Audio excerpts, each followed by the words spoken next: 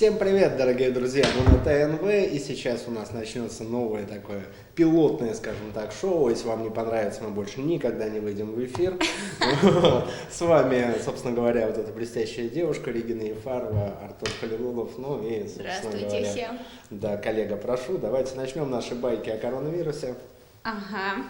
Итак, значит, из последних новостей, что происходит в Казани, в Татарстане. Значит, в Казани перевозчики хотят сократить число автобусов на маршрутах.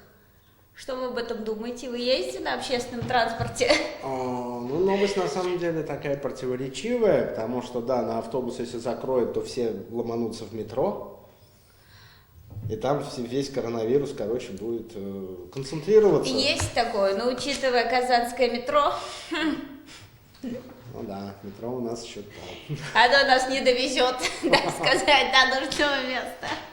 Ну потом, кстати, у нас метро не такое глубокое, как в Санкт-Петербурге, как в Москве. Может быть, коронавирус не доберется до нас как-то. Угу. Но пишется то, что транспортом стали пользоваться меньше людей, то есть поэтому его хотят сократить. Наверное, это с одной стороны правильно, потому что вот исследователи советуют вообще в час пик не ездить, да вообще не ездить. Да. Какой способ вы видите? Может, на велосипеде до работы добираться? Я думаю, нас скоро всех по домам закроют, и проблема рассосется сама, собственно, да?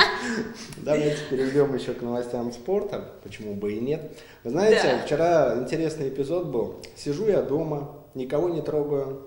Приходит информация из одного телеграм-канала, что игрок казанского «Зенита» Нгапет заразился коронавирусом. Ну, я как ответственный журналист, да, представляешь, вообще, я как ответственный журналист не стал гнать желтуху, позвонил в клуб, в пресс-службу, и там мне говорят: дорогой Артур, это все ложь полная, ложь и выдумка. Я такой: ну хорошо, написал новость, «Зенит» опровергает факт заражения Эрвина Нгапета коронавирусом. И что ты думаешь? Сегодня утром просыпаюсь, «Зенит», оказывается, через час после того, как мне опроверг, сделал официальное заявление, что да, оказывается, болеет Эрвин Нгапет. И заразила его вся команда футболистов. Не совсем. Его, на самом деле, сумели... Он, короче, ездил в отпуск во Францию. Ну, когда вот перерыв был в чемпионате, поехал он во Францию. И что, в общем, вернулся. Почувствовал себя не очень, позвонил доктору, доктор сказал: сиди дома, ничего не трогай, а сам сдал его, короче, врачам. И те ему УЗИ в инфекционку. Ну, а позже подтвердилось, да, действительно, чувак болеет коронавирусом.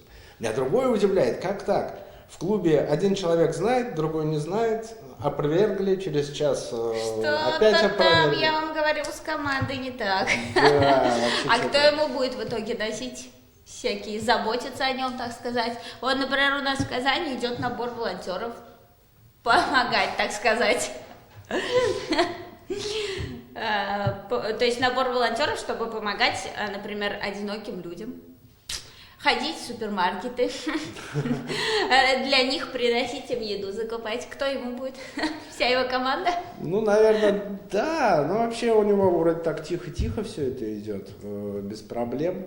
В мягкой форме, что называется. А он уже сделал тест, так сказать? Да, вот тест, как раз результат был, и уже подтвержденный коронавирус. Он, кстати, в Инстаграме у себя написал. Об этом?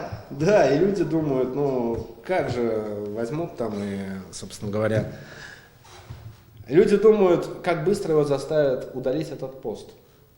Ну, что он вперед батьки, вперед клуба взял и заявил о своем коронавирусе, представляешь? Ага. Ну, ладно, в общем, к спорту мы еще вернемся. Давайте продолжим. Ну вот еще из последних новостей, то, что в Татарстане у нас ввели режим повышенной готовности. Следующий этап. К чемпионату мира по футболу?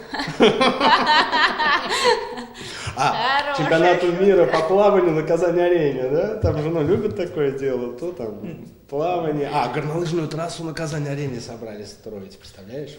Футбол туда никогда не доберется. Там на Казани-арене? Акбарс-арене. А когда?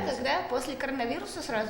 Может быть, одновременно 16 миллионов решили потратить на горнолыжную трассу, а потом опять поле будут менять, газон, представляешь? Ясно. А они выделяют, так сказать, на борьбу, для организации, на борьбу с коронавирусом? Нет? Или лучше на постройку? Наверное, горнолыжный важнее, чем коронавирус. Чем победить вирус, да. Конечно. Мгм. Ага, а что там еще мы только что обсуждали, я, по-моему, перебил. Дико извиняюсь. По поводу... А я вас спросила, следующий этап какой? Если в Татарстане уже повышенная готовность, следующая стадия это Ну, ЧП ЧП, уже ведется в республике. изоляция дома. Мы с тобой будем работать из Как дома. мы можем помочь? Дома в пижамах? Дома в пижамах. Ну, я предпочитаю Этому миру. Семейные трусы, свобода во всем. Смотришь, как производительность труда может вырасти. Вот ты сколько пишешь новостей в день? Ну, новостей 16. А будешь писать 32? На премию, конечно, не Ну, так сказать, чем еще заняться после того, как мы закупились гречкой и туалетной бумагой? Да. Кстати, о туалетной бумаге. Буквально вчера в интервью взяли с борцом, чемпион США по греко-римской борьбе, между прочим. Ну, не больно там что, да?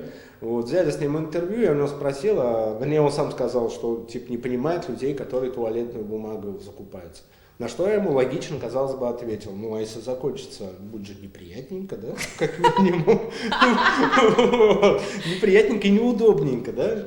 А он говорит: да ладно, горячая вода же есть, на крайняк холодная есть, отключат. А вы ему такой, а вдруг воду отключат? А он говорит: холодная есть. А, да?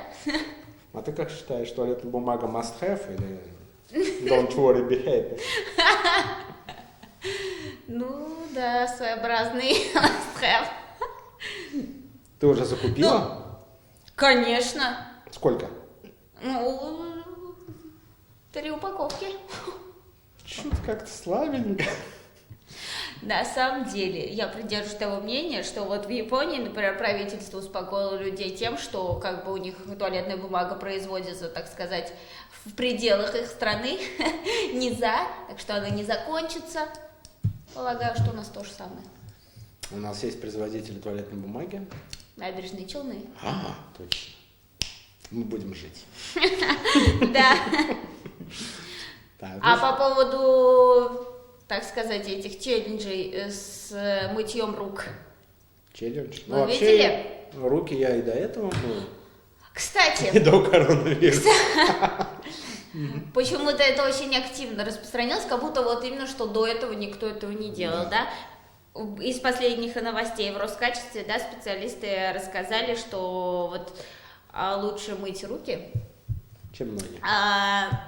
При мытье рук, в общем, антисептик ничем не лучше обычной теплой воды с мылом. Ха! И это не водка, как все закупаются. Очень много известных людей в Инстаграме там еще писали про водку, что не закупились, вот это вот все протирают. Так надо, может, Мыло, товарищи, вот почему мылом никто не закупается? Интересно. Ну, мыло, наверное, просто у нас в России не принято употреблять, как водку вовнутрь. Ну, конечно, все может быть. Дезинфекция не только снаружи, но и Ну и внутри, да? Хорошо, хорошо. Что у нас еще интересного? В мире моды, может быть?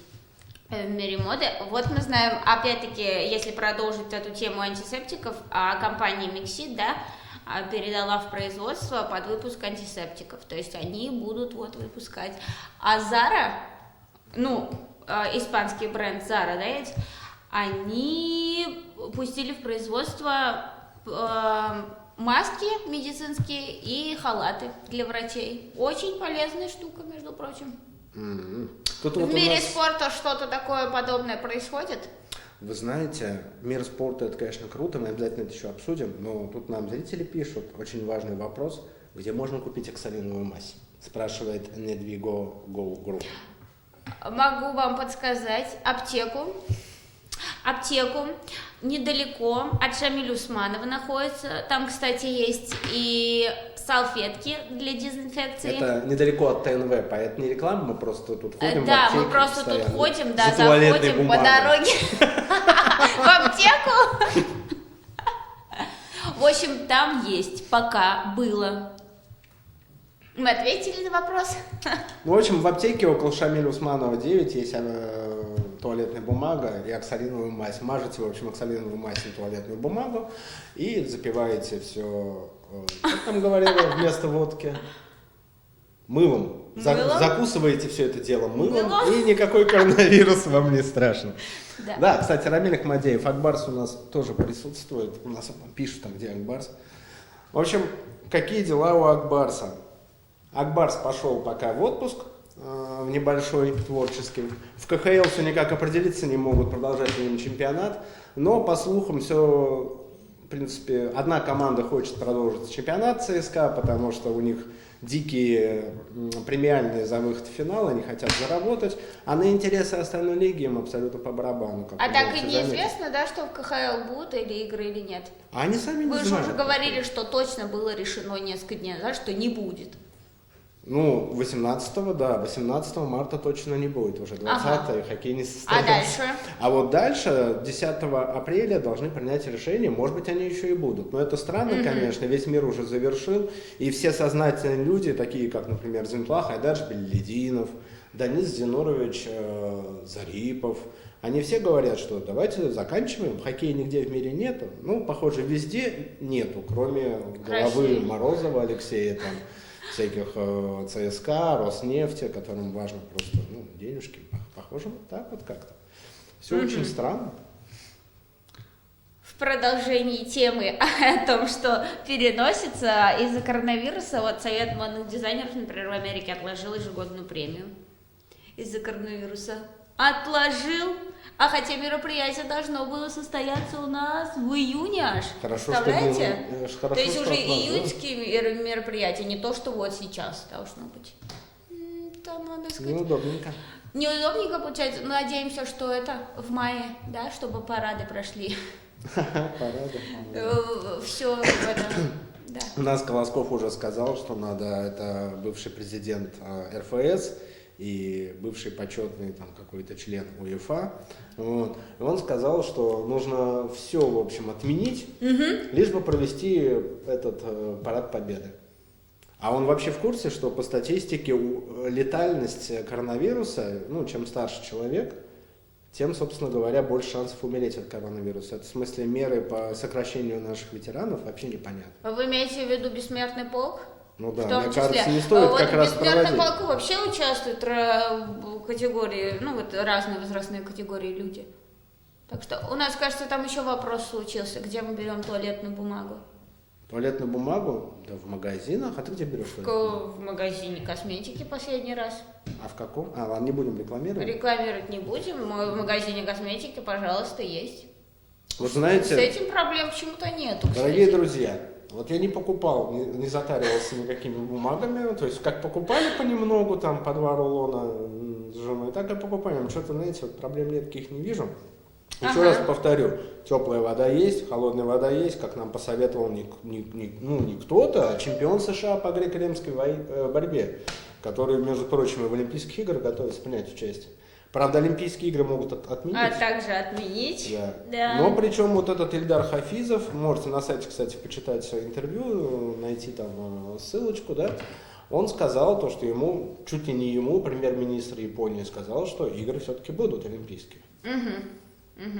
А знаете ли вы, какие предприятия, например, в Казани и вообще в Татарстане, коллектив каких предприятий уже отправили на карантин? Какие? Вы знаете? Это вопрос. Это вопрос, я думал, ты мне подскажешь. Потом я вам сообщу кое-что. Я знаю, что ТНВ пока не отправляли на карантин, вот тут мы здесь и сидим. Нас просто заперли в этой комнате вот с этой прекрасной девушкой, и теперь мы будем, не замолкая, вещать вот в режиме. Заражать друг друга. Да.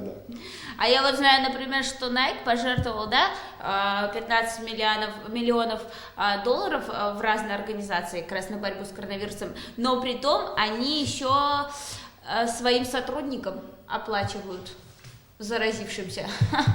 А ладно. Да, представляете? А я слышал Коммерсант. Слушай, хочешь позавидовать? Мы же с тобой журналисты. Я вчера слышал в телеграм-канале, что журналистам Коммерсанта $1000 дали в качестве премии. Кстати, я тоже это видела. Вот. Несправедливо, да? Ильшат Унусович, если вы нас сейчас смотрите, Ну, в общем, мы поняли, да? Продолжаем.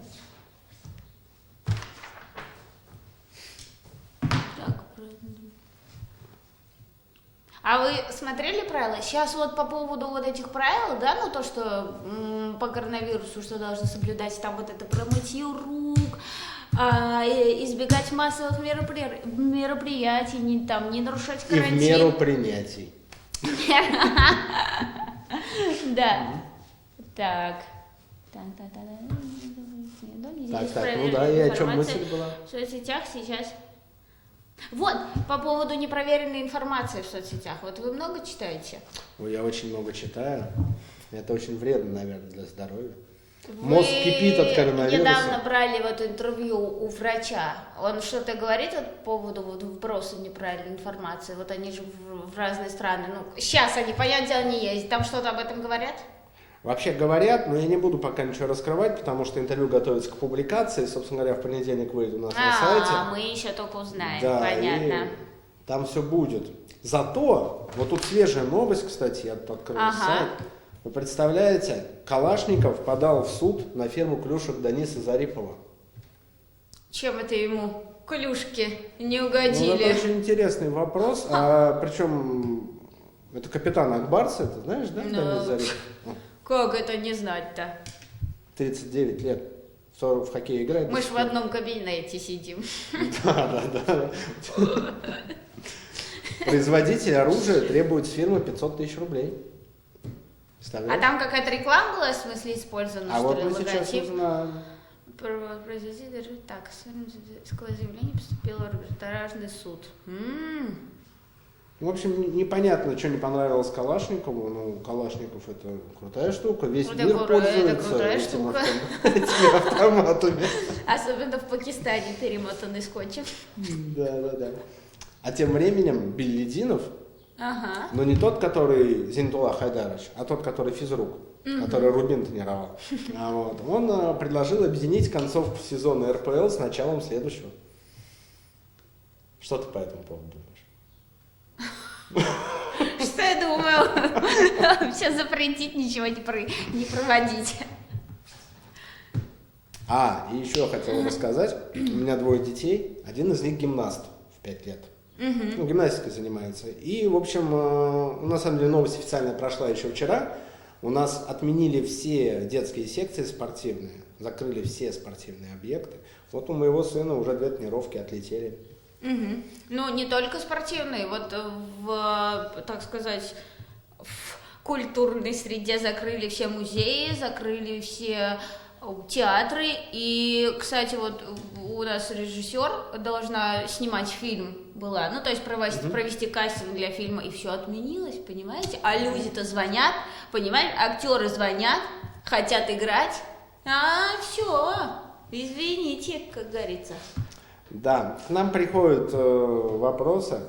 Вот кто-то написал, что у них карантин. Вот откуда вы скажите, пожалуйста? Да, Женек, в школе он пишет. В школе. В школе. Это школьник пишет, ученик. Или понятно. Учитель, может быть. Мы думали, что это работник. Ну, а может и работник школы, кто знает.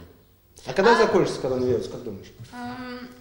Ну, я хотела бы, чтобы он, конечно, к 9 мая-то закончился, да? А я к выходным не против. К выходным? Или к чемпионату Европы по футболу. Ты знаешь, сколько... Вот я спортивный журналист, работы нет. Мы превращаемся в коронавирус-информ. Представляешь, мы здесь с тобой сидим и про коронавирус. Вы посмотрите, не только по малому бизнесу-то бьет, да?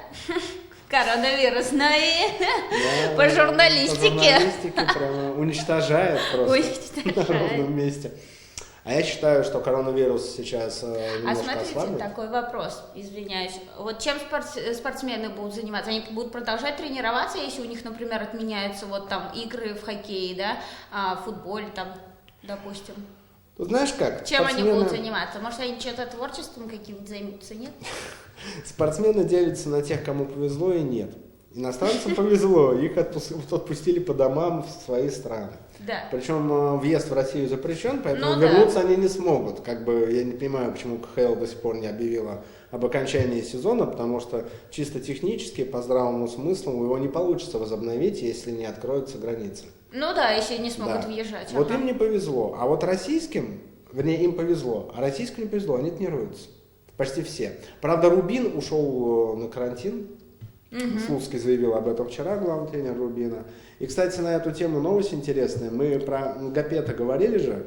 Ну, то, что он там это заболел, все дела, про то, как нас тут дезинформировал официальные источники в этом, как его, в «Зените» казанском. И тем не менее стало известно, и Рубин это подтвердил уже, то, что вместе с Нгапетом в одном самолете ехали воспитанники футбольного клуба «Рубин» из академии, насколько я понял. Но они заразились? Вот, неизвестно, наверное, сейчас будут тестировать. Но сейчас, кстати, будет проще, тесты на коронавирус же теперь, ну, процесс тестирования организовали в Татарстане. На коронавирус, вы знаете, что у нас нет этих тестов в Татарстане? Ну, в смысле, вот... Уже начали делать снова. Да, начали делать все-таки. И причем не отправлять в Новосибирск, а наша здесь какая-то контора делает. Вот, кстати, что вы думаете о тех, кто зарабатывает на коронавирусе? Молодцы.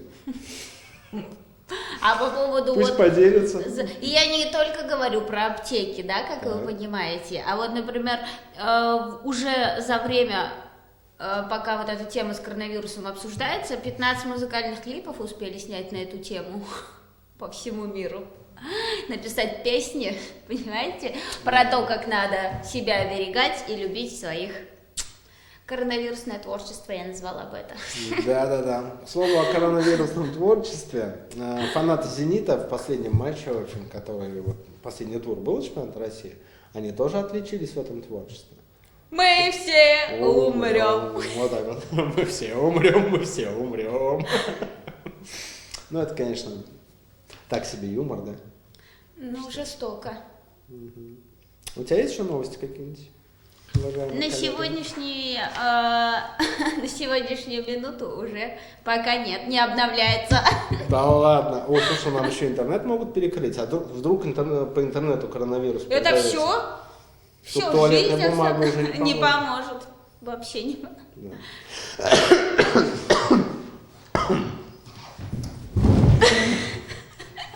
Не смешно!